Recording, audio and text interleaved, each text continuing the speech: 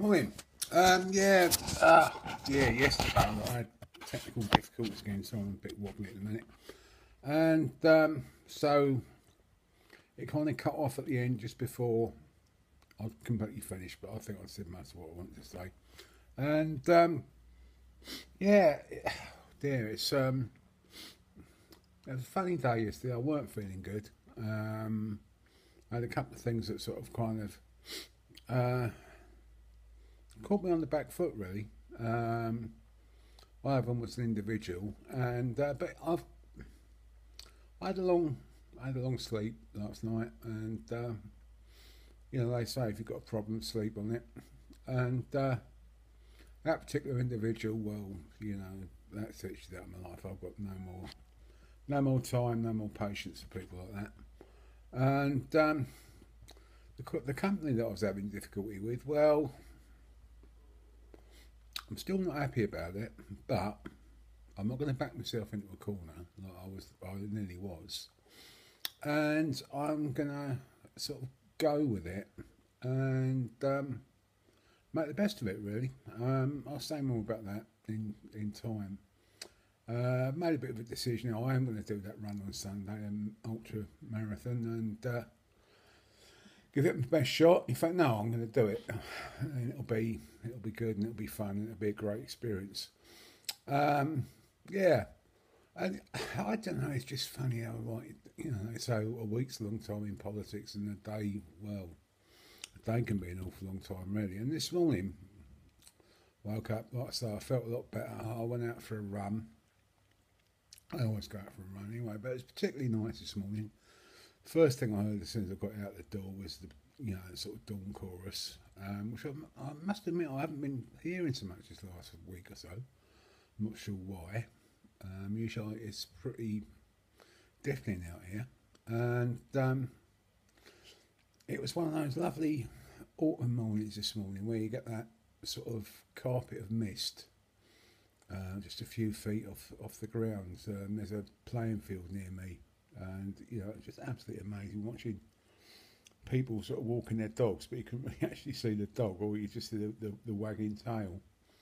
And from where I live, it's not a huge step to be in the countryside, and I was running along it's basically it's a kind of guided bus between Cambridge and St Ives, and it was just lovely. It was really nice. There weren't, I was early enough for there not to be too many people along there. In fact, there was very few. A bit later on, it can be like the M1 for pedestrians and cyclists because it's the main route to the science park. But at that time it was lovely, and I ran past the jam factory, and being the autumn,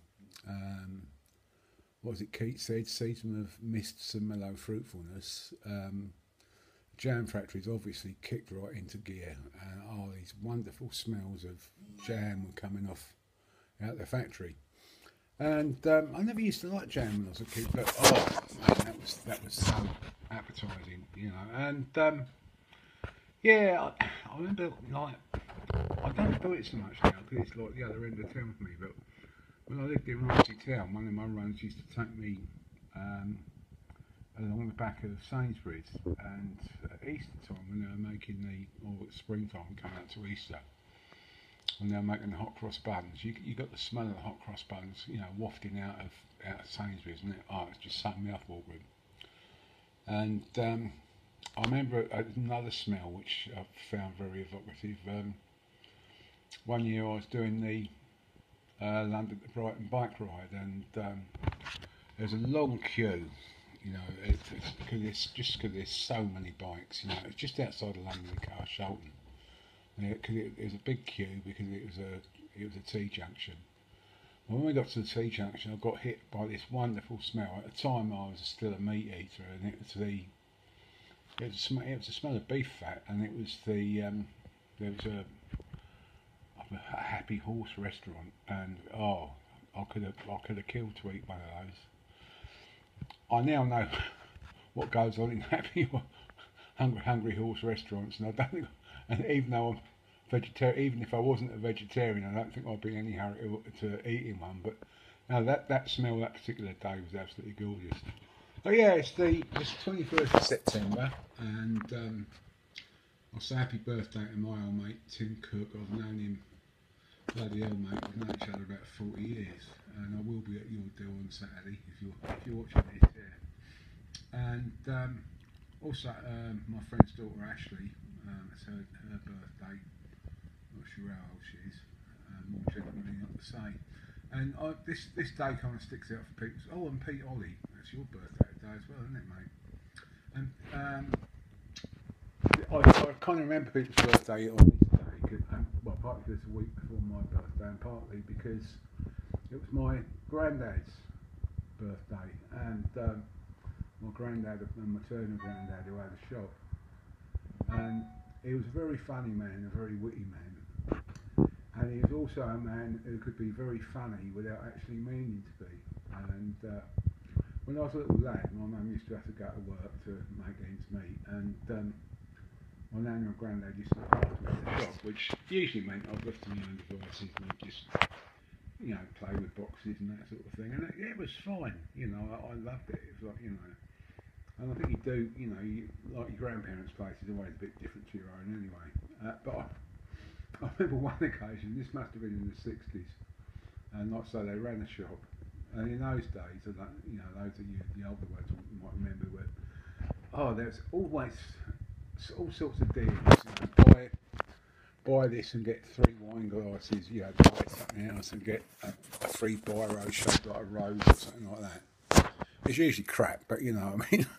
Anyway, my nana, she said to my granddad, she said, yeah, Bert, so if we buy 4 boxes of this soap powder, we'll get a Constable painting or Constable print. He said, oh yeah, lovely. And he didn't say anything more, and about half an hour later, he goes up to my nana and says, hello? She said, yeah, Bert. He said, what do you want a picture of a bloody copper for? Yeah, very funny man when that meant to be, and it reminds me of another old mate of mine. I'll just finish on this. Guy, you know, the very great Ken Willard, who he was a guy who set up the Cambridge Folk Festival, and I got to know him in later life, and he became a very good friend, and he was a lovely man, great character. Again, a bit like my granddad, a man of natural wit and not too much formal education, but they gave him the job of organising and running a folk festival, and he knew nothing about folk music, but he turned it into the biggest and I would say the best folk festival in the world, you know, by a long chalk. Anyway, a friend of mine worked in the office with him, and one day he was on the phone, and he went, oh, that's fantastic. Oh, that is fantastic. Oh, that's brilliant news. Thank you so much. Oh, that is fantastic news. Puts the phone down. He said, Anita, he said, you'll never guess what. He said, we've got Jimmy Page playing at the Folk Festival this year. Jimmy Page. Jimmy Page at the Folk Festival. Jimmy Page. And Anita goes, yeah, great. That's really good. Nice one, Kim. About half an hour later, he goes, Anita? She goes, yeah. He goes, who the fuck's Jimmy Page? And on that, I'll leave it. Cheers. See you tomorrow. Bye.